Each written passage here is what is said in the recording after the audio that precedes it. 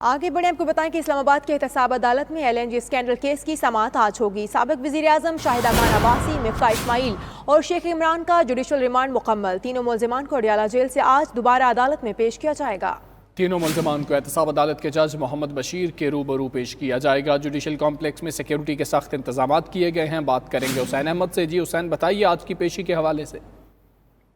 जी बिल्कुल, LNG case की समाअत आज होगी। एहतसाब अदालत के जज मोहम्मद बशीर केस की समाअत करेंगे और गुज़श्ता समाअत पर तीनों मुल्ज़मान शाहिदा खान अब्बासी, मिफ्ता इस्माइल और शेख इमरान को जुडिशल रिमांड पर अडयाला जेल भिजवा दिया गया था। आज उनका 14 रोज़ा जुडिशल रिमांड मुकम्मल हो चुका है और आज उन्हें दोबारा एहतसाब अदालत में पेश किया जाएगा। जज मोहम्मद बशीर के रूबरू तीनों मुल्ज़मान को पेश किया जाएगा। इस हवाले से सिक्योरिटी के सख्त इंतजाम किए गए हैं, क्योंकि मुस्लिम लीग नून के जो वर्कर हैं, रहनुमा हैं, वो उनकी काफ़ी बड़ी तादाद जो है वो जुडिशल कम्प्लेक्स आती है। जब भी शाहिदा खान अब्बासी की पेशी होती है तो पुलिस की जानिब से सख्त इंतजाम किए गए हैं और जिन रहनुमाओं और कारकुनों का लिस्ट में नाम होगा उनको जो है वो अंदर जाने की इजाज़त होगी।